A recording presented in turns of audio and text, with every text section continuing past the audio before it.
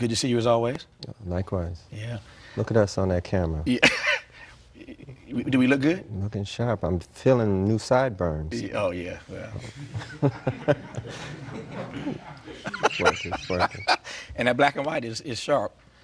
When you're, for the book, the best-selling book, 21 Nights, your photographer, Randy, was here. Randy St. Nicholas. Yeah. Yeah, Randy was here.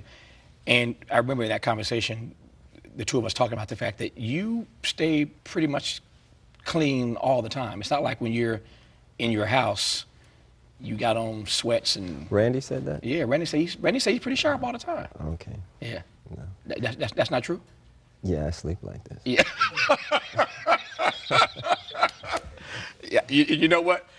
I would believe that, except for the fact that I know that you don't sleep. Yeah. You really don't sleep very much. I saw a sign in the back said, journalist, advocate, insomniac. Yeah. Yeah, well, for you, it should be the world's greatest musician, insomniac. That's what it is. Props to you on your show, seriously. I watch every chance I get, and UMass at Kayla last night. Yeah. So, wow. Yeah. Joni Mitchell. Yeah. Man, it's just so enlightening. Well, I appreciate it. Inspiring.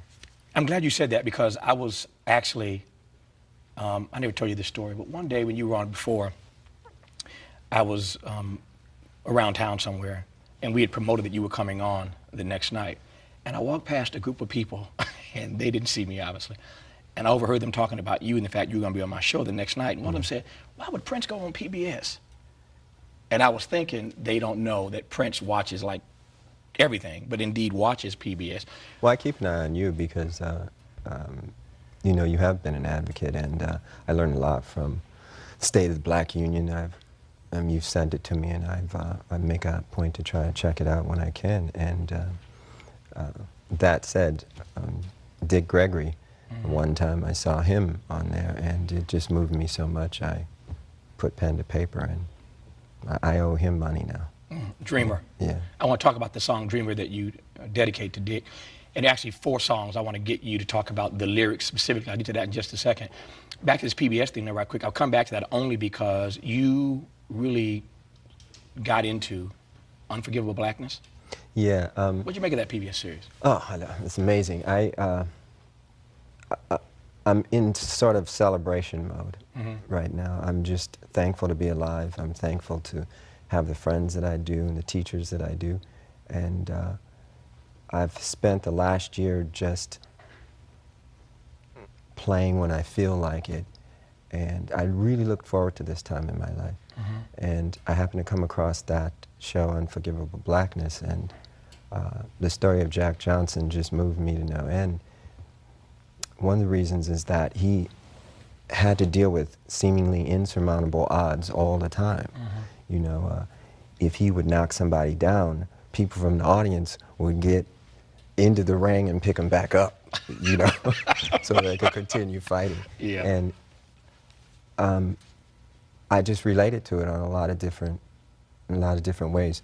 I was, I've never spoken about this before, but I was born epileptic. And I used to have seizures when I was young. And my mother and father didn't know what to do or how to handle it, but they did the best they could with what little they had. And my mother told me one day, I walked into her and said, Mom, I'm not going to be sick anymore. And she said, why? And I said, because an angel told me so.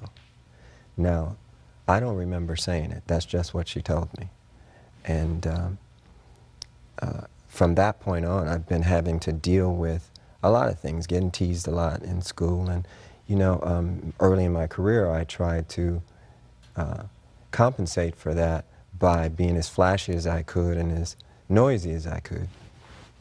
And, you know, I just looked, again, I look forward to this time in my life when I could reflect back on it and talk to people like yourself, Dr. Cornel West. I mean, when you all come over to the house and we sit and we just talk about heavy things, I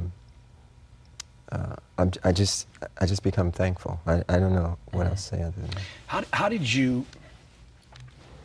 How did you get beyond? Because I know you have so many fans of all ages, and I think there are no doubt some young people watching who I know, in fact, will be helped by your answer to this question. as a kid, being teased so much, and kids get teased for all variety of reasons, as we know, how did you grow out of that into, not just into confidence, but indeed into excellence? Or maybe I'll put it in the wrong order, excellence and confidence. But how did you grow out of that? How did you navigate yourself past that? Good question. The first thing I did is of course, I went into self, and I taught myself music. My father left his piano at the house when he left, and I wasn't allowed to play it when he was there because I wasn't as good as him. Mm-hmm. So when he left, I was determined to get as good as him. And I taught myself how to play music, and I just stuck with it, and I did it all the time. And sooner or later, people in the neighborhood heard about me, and then they started to talk about me. And it wasn't in a teasing fashion, it was more like, wow, look what he can do. Mm-hmm. And there's something about having people around you giving you support that is, it's motivating. And once I got that support from people, then I believed I could do anything. Mm-hmm. And I had a lot of really good teachers. My best friend, Andre Simone, his brother, Eddie, I'm entirely indebted to in this regard. He used to tell me, man, your songs are better than anybody's on the radio. You can do whatever you want to do. Mm-hmm. And I just kept rolling with it. Eventually, I went out to New York, and I got turned down my first time, but I just wasn't, you know, I felt like Jack Johnson then, too. Mm-hmm. I just wasn't going to be put down, you know, so. Back to this excellence thing, though. Talk to me about excellence. I mean, it's clear that you are head and shoulders above pretty much everybody else in the world of music. And that's my assessment, and a whole lot of fans agree. We all say amen? Amen. See that? So it's pretty clear you head and shoulders above everybody else. But talk to me about how we, who are not Prince, can aspire to the level of excellence that you portray in what we do every day. Well, everybody's talented at something. Right. And that's what makes the world go round. We all need each other. And again, it's about good mentoring and good teachers. I had a lot of good people around. The other thing I have to point out, though, is that how can I put this? My father he was so hard on me. I was never good enough. And there was something about that. It was almost like the Army when it came to music. Mm-hmm. It's like, that's not even close to, he'd say, it's not even close to what I'm doing. And he'd play again. And I could hear it. John Blackwell, my drummer, he's the same way. His father taught him the same way. We learn like that. We learn from being shown. It doesn't come from books and just reading it. We need to be shown, you know. So it's just having really good teachers and a bar that's so high, you know, Tiger Woods. I mean we can go on and on and on. Mm-hmm. You talked a couple times about your father, which you don't do in public, and I appreciate your opening up in that way. Help me understand how, I'm trying to juxtapose, knowing you as I do, everything about you is love. You create love in the space that you occupy. When folk come into your world, they feel the love.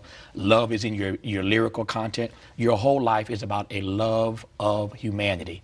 I'm trying to juxtapose how you got to this place of being love when you have this relationship with your father that obviously didn't always exhibit love. You could be a very mean person now. Why not? Well, I have a mean side. Yeah. Yeah. Let me back up there. Yeah. Yeah. I can go there. Yeah. You know, I'm a fighter. I'm very competitive. I think from him being so hard on me, that the one thing I got out of it is I understood that in his harshness, he wanted me to excel. Mm-hmm. He used to say things like, don't ever get a girl pregnant. Don't ever get married. You know, don't this, don't that. when he'd say these things, I didn't know what to take from it. So I would create my own universe.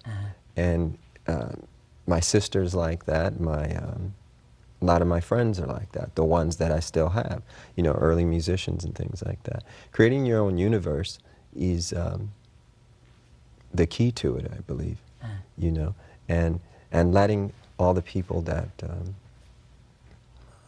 that you need occupy that universe. To your friends that you referenced a moment ago, how have you chosen, how have you decided to maintain the friendships that you have maintained over the years? And what's your barometer for knowing whether or not those friendships are beneficial? Does that make sense? Yeah. Yeah. You can tell whether they're beneficial if someone's respectful of you. You know, respectful of you when they're not around you. I find that most people are pretty respectful in front of my face. When they're not around me, sometimes you hear them say some pretty hurtful things. And I don't know if they think it won't get back to me, or if I don't care, or if I think I'm above it, or whatever. But I remember them as I remember them.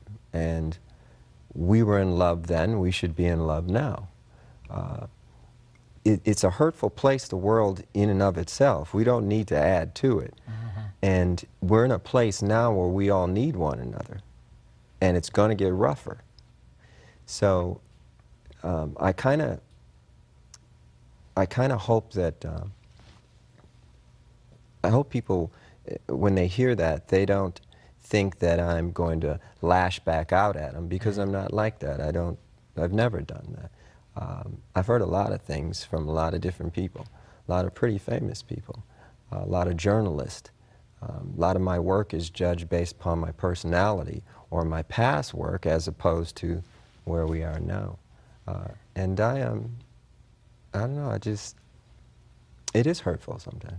How difficult is it to live in a world, into your earlier point, which I take is a brilliant point, the world is already mean enough. We don't have to add to it. But how do you contextualize emotionally having much of your work judged by your personality rather than on the merits of the work? Well, one reason is because I like criticism. I like constructive criticism from smart people. I'm thankful enough to, or blessed enough to be able to say that Miles Davis was a friend when he was alive. And he was a wonderful mentor and really, really funny, you know. And he could critique something you've done by humor, you know, and out of love, rather than just, you know, just call you a punk and just say, you know, just dismiss you. He wasn't like that, you know, because people he cared about, you know, he tried to help. When people criticize my work and attack my personality, it doesn't help me. I can't do anything with it. And I don't know what they, you know, I don't know what they want. I've asked writers this before, and a lot of times they tell me that they just write for each other. They're not really writing for, you know. Well, I really got him that time, didn't I? Yeah, you know, yeah, like, yeah. Okay, well, yeah. I don't know. Nobody learns anything from it. Really. Who's qualified? I mentioned, I want to connect these two things. I said earlier that you were head and shoulders above everybody else in the music world, and most musicians, I think, even acknowledge that. Who's qualified, and maybe qualified is the wrong word, but it's the word I'm going to go with. That's my story, and I'm sticking to it. Who's qualified to critique your stuff these days? You mentioned Miles Davis. Miles, who's qualified to critique you? Oh, anybody. Music critics? Fans? Other artists? Yeah, I don't mind critiquing anybody. If they do it with a sense of love, if they're trying to, you know, show me something about the work that, you know, they really feel is important for me to know. And I don't see a lot of that in journalism today. Most journalists are just lazy. Yeah. You know? It's like, But if you said you like being critiqued and you love constructive criticism from smart people, how do people critique you if you are so ahead of your time, as you have proven to be consistently? If you're so ahead of your time, how can they critique what they ain't even caught up to? Because they, listen, if they don't feel what I'm doing, they're going to let me know. If it's somebody I love, they're going to tell me they don't feel it, and they'll tell me the reasons why. And I can appreciate that. You know, I write all the time, I record all the time. I want to go back to Jack Johnson because he's still in the back of my head. I can't get him out of my head where this conversation is concerned. Who have you felt most often like in the ring fighting the record industry? Like Jack or the opponent? Oh, like Jack. Like Jack? Yeah. Tell me why. Well, because I knew I was right. You know, we talked about this in our very first interview and conversation together. It's obvious now that artists are supposed to own their master recordings. I mean, in the future, it'll be unconscionable to even think you can take somebody's creation and claim ownership of it. See, unfortunately, this discussion is going to start to barrel into a discussion about the human genome and the DNA and all the rest of it. When it gets there, then we're going to be in the deep water. See, so it's better to start the conversation now before we get into God talk, you know? There are 4 songs that I want to ask you about, and I did what I have never done before, which is to actually print these lyrics out. Some of them, since the record is so new, I'm learning some of them. I got some of them memorized. Who gave you the lyrics, though? I've seen some really strange rewrites of my stuff. Well, I've seen one time they said the lyrics to When Doves Cry was, dig if you will the picture of me, Marvin Gaye, and the kids. Yeah.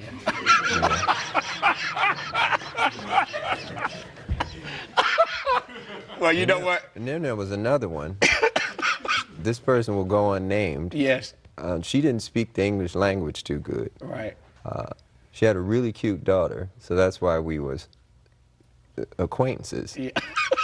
But she swore up and down, Little Red Corvette was pay the rent, collect. Yeah. Well, you know what? So you need to let me check that. Yeah. first. You know, I'm a fast learner, so I'm not going to read none of these on the air. I'm just going to ask you about the songs and about the lyrical content. And for those who don't have the record, you can go to lotusflower.com and get it. And follow along at home, even if you're 2 or 3 days late, you can play this back and follow along. In no particular order, since we mentioned Dreamer first, tell me about Dreamer. Oh, well, when I saw the State of the Black Union, Dick Gregory really moved me and a lot of my friends. I show it to everybody that comes over the house, especially white folks, because they need to hear that, you know, so that they know more about all of us. Because what he said affects all of us. He said something that really hit home about this phenomena of chemtrails. And, you know, when I was a kid, I used to see these trails in the sky all the time. And say, oh, that's cool. A jet just went over. And then you started to see a whole bunch of them.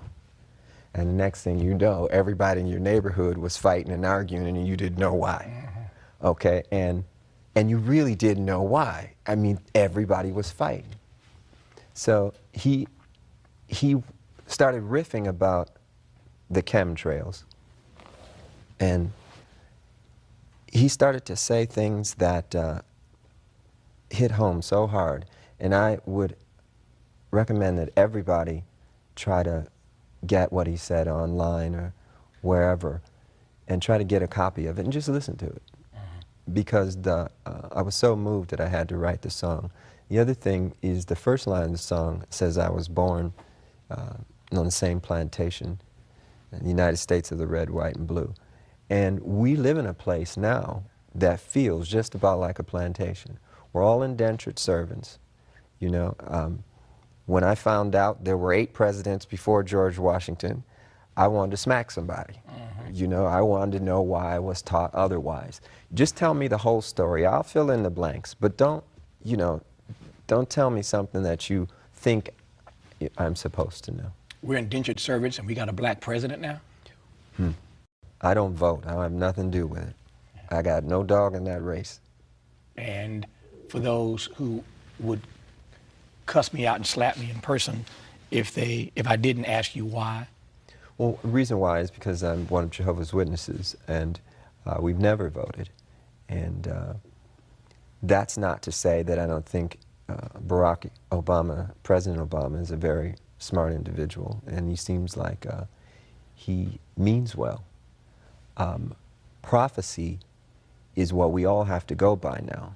It's very interesting. I did a sold-out concert in London. We played 21 nights in a row, and all the concerts were sold out. When I would watch television over there, and you'd see the United Nations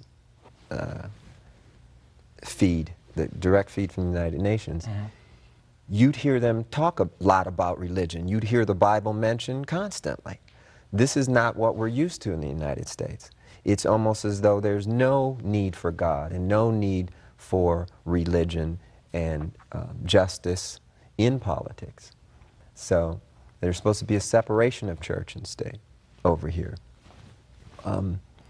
We can't have a separation of state and morality, though. And you know, songs like Dreamer and even Feel Good, it's the same thing.